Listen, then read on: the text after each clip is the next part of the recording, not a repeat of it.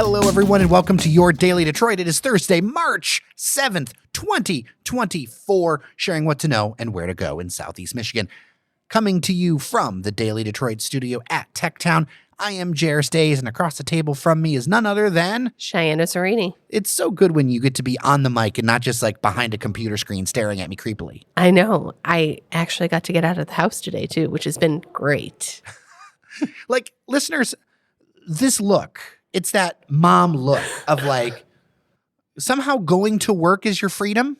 Yeah, that's basically it right now.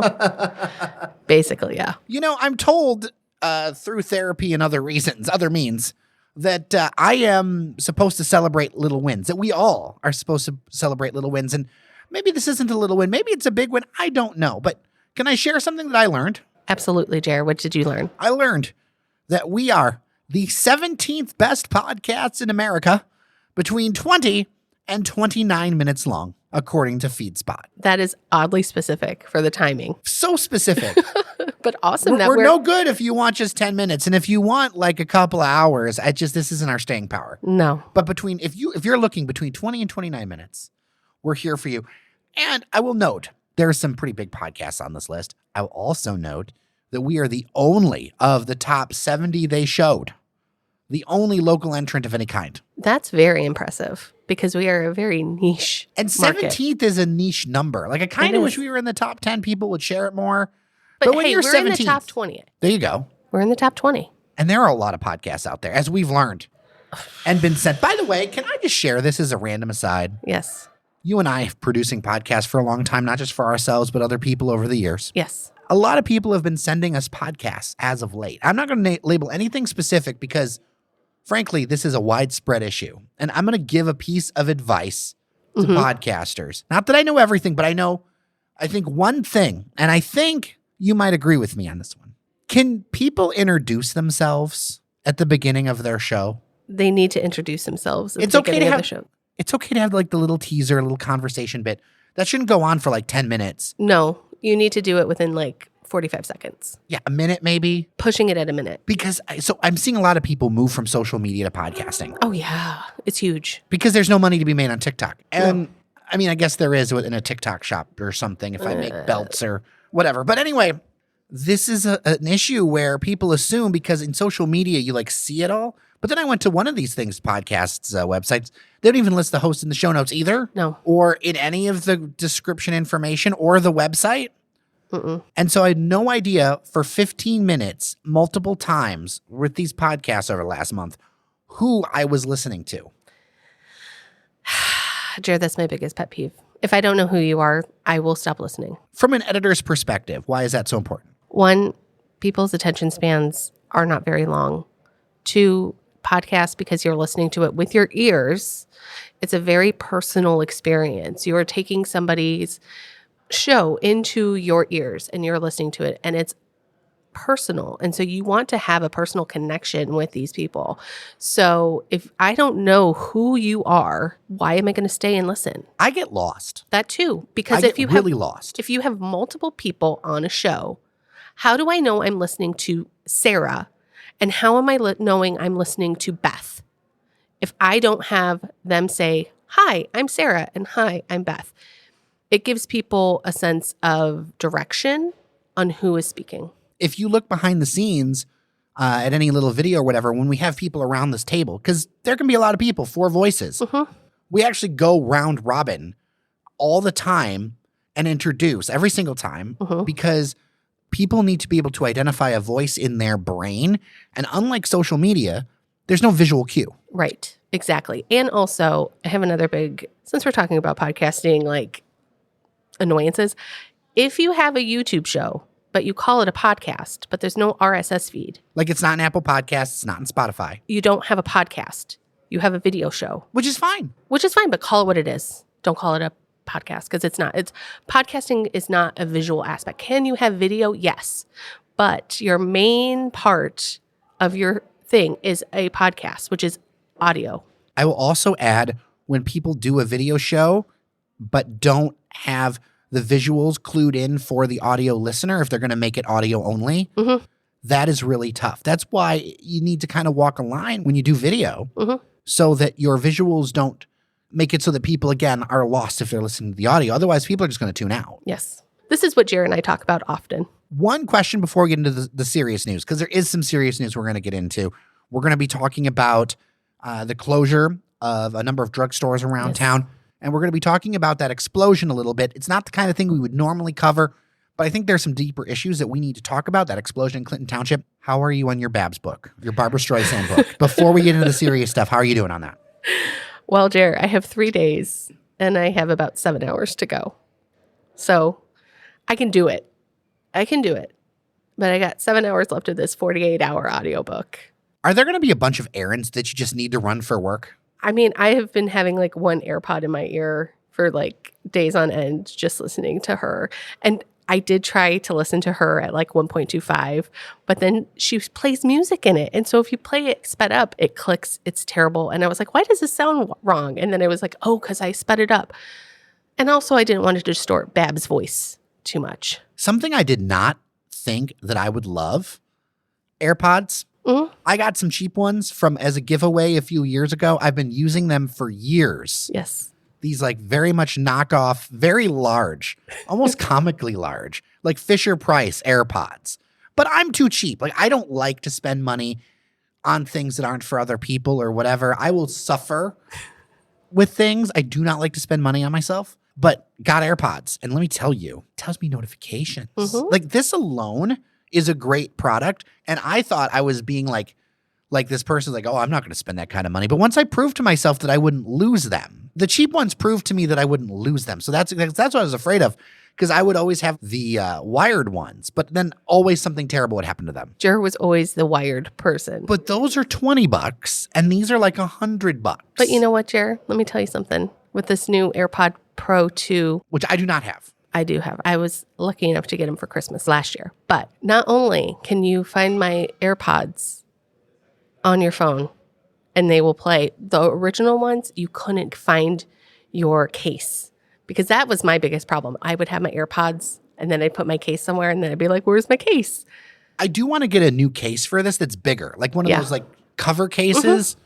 So that it's larger, because I do feel like it's a little too small. My janky ones, I appreciated the larger case because I wouldn't lose it. It was like the size of a pack of cigarettes. They were so big. They were very big, because I had them too. Because AirPods. I was at the same event.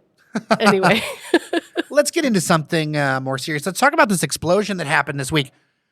You sent me some messages on this one because for some friends of yours. Some family members, they actually live in Sterling Heights at 16 and a half and Van Dyke. So this was at 15 and Groesbeck, for those who don't know, who haven't seen the headlines. In Clinton Township, which I don't know. Sidebar, there was a guy who came into my best friend's shop yesterday, and he was mad because they didn't get their Carmela delivery yesterday, because Carmela is right next to where this explosion was. So obviously they were closed yesterday, and he was like mad that they didn't get the products in. And she's like, I'm sorry, there was an explosion. And he was like, well, I didn't hear about that. And I'm like, how did you not hear about this giant explosion that happened on Monday night? It's all over the news. And as I said, I wasn't going to bring this up because it's very much like a boom explosion visual thing. But there are some things we have learned in the aftermath that it's not metaphorical. It was a ticking time bomb. Literally. Okay, so back to the thing. My family members who live at 16 and a half in Van Dyke, they heard the explosions. And that's almost 8 miles away from where this explosion happened. And they were hearing it. That's how loud this was. The visuals were so intense. Yes. And listeners, thank you for all your texts and all that kind of stuff. I was captivated by some of them. It looked like a war zone. And if you look at the pictures, I'll put some links in the show notes. It looked like a war zone afterward. And now we know they would have things like nitrous canisters. So this was supposed to be like a retail shop. This, in fact, had like 10-pound nitrous canisters that were getting lit off. Right. Like crazy stuff. So sad. A 19-year-old a half mile away died. Because he got hit in the head with it. First report said that they were shot, but no, like this was such a direct, terrible like cause of damage. Yeah. Debris 2 miles away. And obviously there were inspections before, but things had changed since the last inspection. But the only thing that they said that there were duck boats in front of the place. And so they removed those. That was the only thing that on the outside. But then you've got these batteries for these vapes. I wonder if this is going to be a turning point, especially because there was a death around inspections in these kind of industrial spaces. Yeah. Because it seemed to be a cornucopia of pain. I mean, what was it that you saw? The knife, something? It was like a double-ended knife, like a batarang? Yeah. Okay. They were just like scattered through a field. That's intense. I mean, and they still don't know what actually was the cause of the fire. As we're recording this, there's still hot spots. Yes. I mean, there were still fires going off this morning when we were recording. The place had 2 firms in it called Goo Smoke Shop and then Select Distributors. And it was in a former Save-A-Lot retail and warehouse facility in Clinton Township. There's whole industries here to think about. So I hate to bring this up, but like that much nitrous, I feel like that's more for... remember Whippets? Although Whippets, I think, are still a thing. I still see little canisters sometimes out there in like party districts. Whippets are still a thing, but yes. But I mean, if you're saying these were bigger canisters, what were they doing with all this nitrous? Well, there was cannabis products. There was gummies, batteries, kratom. There was butane. Jeez, so that's why all those things were popping off all that time. Right. And also because, like, obviously, we know lithium batteries burn hot. You obviously know this because of the car fire at your house. Yeah, if people don't know, my dog saved my life because of a giant car fire. Yes. Electric car fire, to be clear. A lot of this is tied to the marijuana industry as well. And so this makes me wonder, of course, obviously there's regulation around the marijuana industry and like the quality and whatever. But I wonder if we're going to see a new wave of regulation, which frankly, some of these marijuana companies are having issues financially because prices have gone down so low. But a whole new level of regulation when it comes to creating these secondary products. I feel like we didn't think about this secondary effect. We probably didn't. It was probably an oversight or something where they kicked the can along. I'll be honest, personally, like people should be able to do what they want to do. But I guess in my mind, I always had like this visualization of this like a joint or just having a gummy or whatever. It feels like this whole industry has morphed into just this cornucopia of specialty products that I wonder if we're going to see some new rules around. Yeah, Jer, we probably will. And I'm really interested to find out exactly what happened and what caused the fire in the first place that set off this chain reaction. Because obviously, if you have all of these very flammable and very pressurized, that's what was causing those explosions. The shrapnel. Yes, and then all the shrapnel. And then can we also talk about the people that are like going by here and picking up items? Okay, that's a big PSA right now. Like getting a souvenir out of this seems like a terrible idea and a way to win a Darwin Award. Yeah, don't. Because those are still very pressurized and those can still like go off. Like if you picked it up and it moved if it wrong. you happen to grab one that happened to not be let out. Yeah. And then, a lot of the stuff is very sharp. Yes. It just doesn't seem like a good idea. No. Don't pick up things. Well, this is something that I think we'll want to talk to some sort of expert and some more later on and kind of see how this unfolds. But, this really is showing to be a story beyond just like big boom. And I think this is going to raise some interesting questions going down the line around these sort of smoke products, marijuana products, and things like that. It'll be interesting to see how this unfolds. Now, this next one has gotten a little bit of local buzz around town because a very prominent Rite Aid, in that it's on Woodward Avenue. Yes. In Midtown, I think technically, greater downtown, is closing. But it is not a Detroit issue, and I think this gives us the opportunity to talk about something bigger. There are a number of Rite Aids closing around the state. You were telling me CVS near you is closing? No, the Walgreens by me is closing. There is a CVS right across the street from there, but my husband went in today because he had to pick up my son's prescription. Anyway, he said, there's signs that are saying they're closing at the beginning of April. I think it was CVS that's pulling out of a lot of Targets. Yes. I apologize. Yes. Obviously, this is a wider spread problem.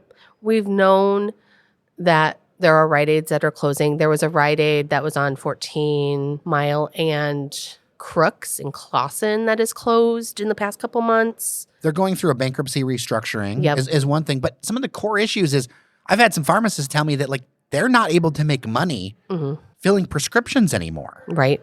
And then you've got the squeeze with people going out and shopping less. And then there's something else that I didn't think about because my needs are not as medically complex. But why don't you share with me something that I didn't realize? Up until recently, our insurance has changed. And so before we had to go through the mail order pharmacy for our prescription coverage. Now, I do have a medically complex son, so I have multiple pharmacies, actually, Jer. I have a specialized pharmacy that only deals with things in one specific area. And then we had Express Scripts that did our regular prescription fills every 3 months. And so a lot of insurance companies, private insurance companies, require you to go through mail order pharmacy in order for them to cover your medication because it's cheaper for you out of pocket. And this is how they get you. If you want to go to a local pharmacy, let's say, so they might give you like 3 times where you can refill that prescription with just a normal copay, like maybe a $10 copay or whatever it is. But once you get past that certain time, if you try to go to the local Walgreens, let's say, and you've reached that past part, they will like up your copay. So at one time when I was pregnant and I had gestational diabetes, I had to take insulin. Well, I'm pregnant, so I'm only going to be on insulin for a short period of time. Why would I get mail order prescriptions? Now, if I had type 2 diabetes or type 1 diabetes, yeah, that makes sense. I was paying out of pocket over $100 for 1 week of insulin because I went through Walgreens and I was like about to have this baby. I'm trying not to get angry about the cost of insulin in general. Right. It's a whole nother conversation. Yes. It sounds like that this is a system that is setting up these pharmacies to fail. And it has a double impact in more economically challenged areas where you might have more one-off needs or you don't have the access or reliability of some of the things. And I can't help but think this is not going to get better. No, I don't think so either. And there's also like a deeper problem too. There's also a lot of medications that are also like, there's a lack of certain medications. Like I can say, for instance, like ADHD medications, right? Or certain medications that you need for like growth hormones. I know there's plenty of people in my orbit that have problems getting their medications filled at local places because obviously I can't go to a mail order facility to get my son's ADHD medications because it's a controlled substance. Well, now that some of these things are changing and that your family's losing that Walgreens location, what are you doing about that? Are you going more local with a couple things? I am definitely going more local. I had already been wanting to get out of that Walgreens because I was unhappy with the service there. But I also recognize that these pharmacists and pharmacy techs are like overworked and underpaid. And a lot of them are actually like leaving. They're bouncing. And they can't find people to fill these positions because they are so overworked and getting burnt out. So I'm actually moving all of our prescriptions to Ferndale Family Pharmacy, which is a local small pharmacy, and also the ZMC Pharmacy in Royal Oak, because that's actually a compounding pharmacy. So they can like actually build medications for you. Because some require that. Yeah, I have some medications that need to be built and compounded. One thing we didn't prep for, but I want to mention, I just was reading that Joann Fabrics, Joann Inc., Yep. they're on the verge of bankruptcy, and that is going to be coming down the line soon. And that's going to impact, there's no list out yet, but it's no doubt going to impact Michigan stores and also Michigan like retail stores and Michigan retail strips that pull in on some of that traffic. I mean, you're more of a crafter than I. Yes. What are some of your thoughts on this one? I do spend quite a lot of time at Joann Fabrics because I am a crafter. I'm a little afraid of them going out of business because then that creates a vacuum for places like Hobby Lobby, which I won't spend my money in. And to be clear, this is a restructuring, so we don't know. Right. We don't know the full We don't know impact. what their full impact is, but I also know like in the past, like there used to be a store called Hancock Fabrics that I used to shop at when I was much younger with my aunt, and they filed for bankruptcy, and then Michael said that they were going to take over their debt, and then at the last minute they never showed up, and then like the vultures got to them, and then at the last minute Michael's came in and was like, okay, well, we'll take what's left. So now they have the Hancock Fabrics name. So they could go in and they could open up another store under the Hancock Fabrics name and then really create a vacuum if these Joann stores do go out of business and they aren't saved. Well, one thing about crafting, a little bit that I've done, and of course, you know, there's that Pride Arch that we do for Ferndale Pride and some other things. And there's the studio, which I've actually got to go into places. I find it really difficult to buy some of this stuff on Amazon, and I would rather pay a little bit more and know exactly what I'm getting, because like sometimes you'll get shipped something and it's completely, there'll be a picture and whatever, but you can't sense, feel it, you know? Yeah, I'm very much a tactile person when it comes to purchasing fabrics, especially because I need to know how they feel.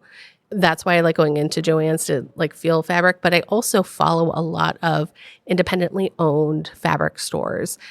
And there are some around here, like I'll go into quilt shops a lot. And so if I can find things that I need locally at small businesses, I will. I know you're always a champion of doing things locally. So where are a couple of shops that you go? My main focus is like embroidery, needlework kind of things. So one, Haberman Fabrics up in Clawson, great source of fabrics, beautiful fabrics. A lot more fancy fabrics that I tend to use. It's more like fashion stuff and home wares, but they have a great selection of fabric. Also, there's a needlework store. It's a little shop. It's called Wool and the Floss, and that's in Grosse Pointe. And then there's also, it's called Needleworkers, and that's up in Birmingham. And so I love all of those for my needlework needs. So if you are a crafter, I know that they're out there. There are, yes. There's lots out there. I know from our demographics, it would make sense that there are a lot of crafters. I would love to hear from you. dailydetroit@gmail.com. Are you going to these places? Are there other places that you'd like to check out? What are your feelings on, Rite Aid, CVS's, all these issues? Have you moved all these things online? Does it bug you? I'm very curious what people think about all this. And I guess my parting word, Shianne, just don't grab a stray nitrous container from Clinton Township. Pro tip.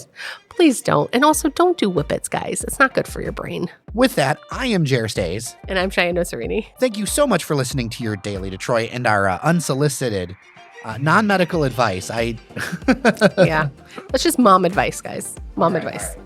Thank you so much for listening. You can find Daily Detroit wherever you listen to podcasts. Remember, we do this every single day of the week, sharing what to know and where to go in Southeast Michigan. Thank you so much for listening. Remember that you are somebody, and we'll talk tomorrow.